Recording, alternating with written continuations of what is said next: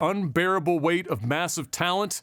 Yeah. And then the follow-up to that, Everywhere, or Everything Everywhere All at Once. So let's talk about Unbearable Weight first, and then we'll move on to the other. So, how did you feel being immersed in Nicolas Cage for an entire movie? How did that go for you? I loved it. I thought it was great. I liked it a little bit more than I thought I was going to. I figured I was going to like it. I mean, the cast is really solid. I figured I was going to like it, but I liked it more than I thought I was going to, for sure. It started off a little, I was like, okay, I don't know if I'm like fully on board with this. I kind of see where it's going. It was very cliche. I knew I didn't know anything about the movie. I think it's intentionally cliche too. But I just didn't find the movie funny until about, really he hits the island. Yeah, when he hits the island, and more specifically when they take the leap off the cliff. That was good. That was when the movies got funny, Pedro finally baits him into acting, and he buys it, and he does it. Yeah, and it was good. Like, the music changes, you can see he puts on his sort of acting face, the overacting face, and he's already acting because he's acting in a movie, but then he acts like he's acting in a movie, right? So it was really that. As soon as that scene happened, I was like, I'm sold. And then it was super fun from there on out. Very predictable. I will say, without spoiling too much, which I don't think people really care, but there was that one specific room. Yes, that's supposed to be obvious. I saw that coming, right? Yeah, I saw that coming. What I did think, though, what I thought was going to happen is I thought that the whole thing was going to be there was a point in the movie where it was it was really was when the family showed up. Right. And spoiler alerts a little bit here, guys. Nothing insane, but a little bit of spoils. Family shows up for whatever reasons. And from that point, I actually thought that the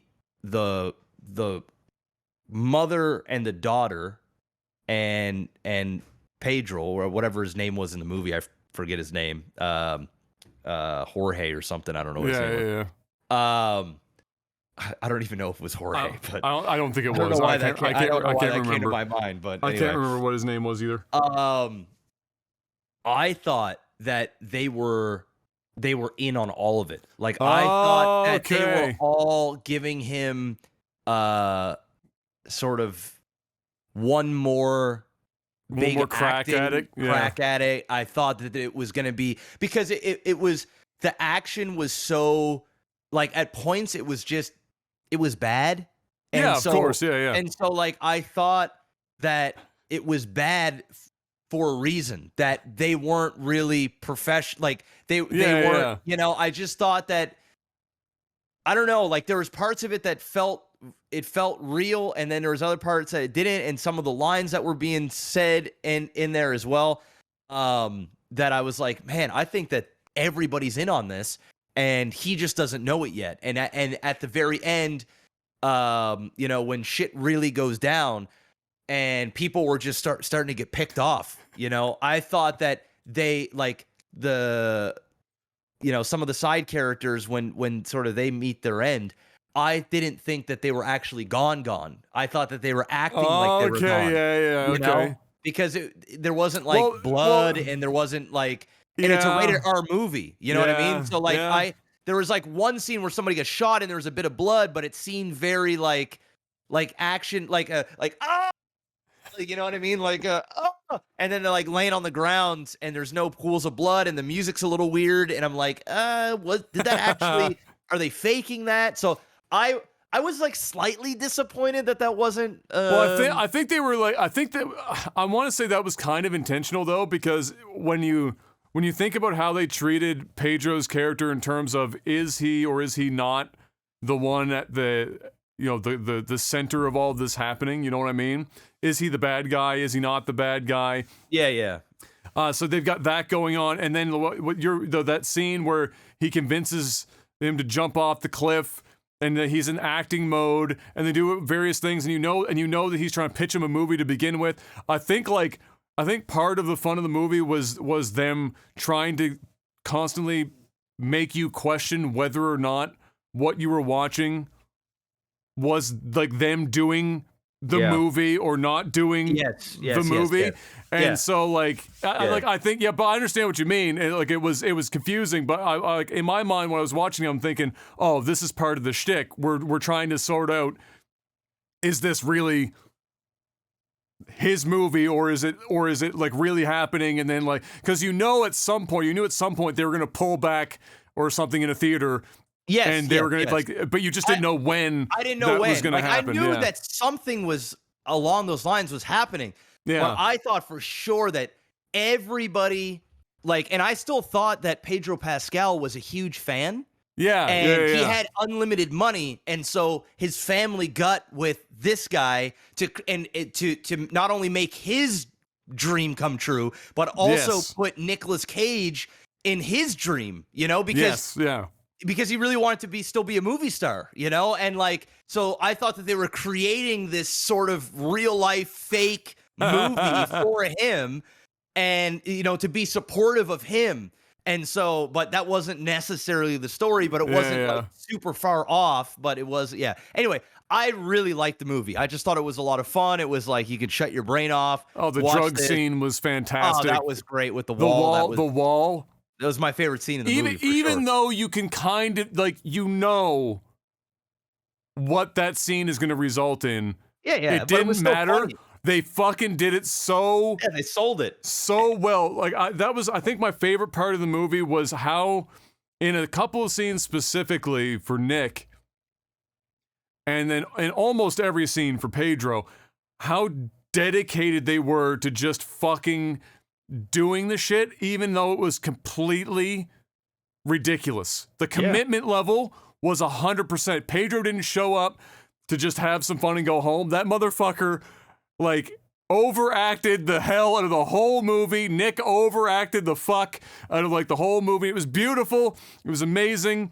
And definitely worth a watch. And it was it's just so, I think it's so poetic that this is the film that marks, in reality, in the real world, it marks Nicolas Cage being done paying off all of his debts, having done all of these movies that they kind of make fun of him for in this movie, having done all this shit up to this point. And now he's finally paid all that off, and now he's just going to do movies that he actually wants to do, and not necessarily just do movies to pay bills. It's I mean, and he hits on it, right? He talks about it in the movie. He kind of clowns Hollywood, and he's like, dude, I just need a fucking paycheck. Why is everybody shitting on me for taking these dog shit movies? I need. Do I tell you that you shouldn't? It's like when I take a sponsorship deal, right? I got a sponsor thing that's coming up here in a couple days, and some people are gonna look at it and go, dude, what the fuck? And then my rebuttal is, well, it's my fucking job to make money, and it's something I'm okay with. So do I go into your work and tell you what you should and shouldn't do? But at the same time, though, we're public figures and we put ourselves up for sort of that ridicule. But it was good. It was there was a lot of real in there in terms of probably how he felt about his own career. You could totally see that it was probably therapeutic for him to just say some of the shit that he probably shouldn't say publicly, but it's in this format, he's able to do it. And kind of hide behind that to a degree, but they even broke out standard Nick and crazy Nick. They even separated those two in their entirety. Yeah, and people probably already know. I guess I have to mention it, but he literally makes out with himself at one point, and I was dying laughing. It was so perfect, and it was made better because I had already been aware of the fact because I'd read the interview at GQ. Where and a couple of other interviews around that, it was his idea. the director was like, "Are you positive?" Nick was like, "Fuck yeah, let's do this." Because he was like, it was supposed to be somebody else, and he was like, Nick was like, "No, let's do it. Let's do it. I'm gonna make out with myself."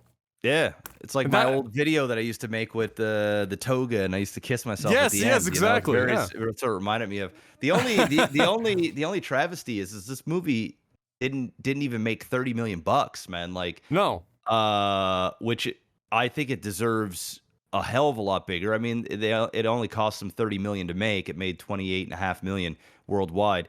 This movie should have made more money. This was funnier than a lot of comedies. Like comedies aren't doing that well these days anyway. Yeah.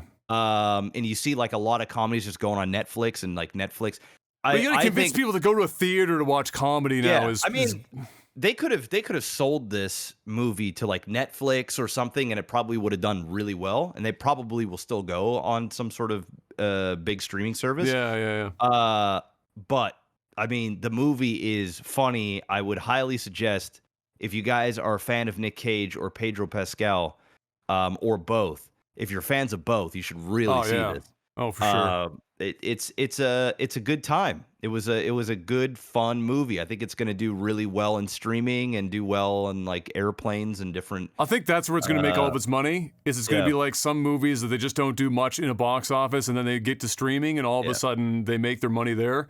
I think that's probably where that's going to make its money. But it was a good time. It was a good time. I think what's your out of 10? 8.5 out of 10. I agree. I agree.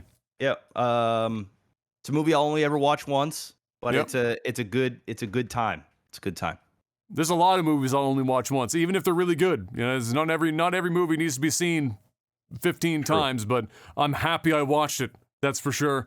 And now what I'm interested in, I mean, we already know that he's doing he's doing Dracula or whatever, right? Right now, yeah. So what I'm interested in is now that we've hit this point in Nic Cage's career, what are we going to see out of him? We know Dracula's coming, and what roles is he going to actually choose? Because this is going to be this isn't going to be Nick showing up, you know, doing literally every single fucking role that gets placed in front of him. I think he'll probably still do some indie films. I think he likes doing indie films a lot. I think that's why you see things like Mandy and Pig and things along those lines. I think he actually really enjoys doing that kind of stuff.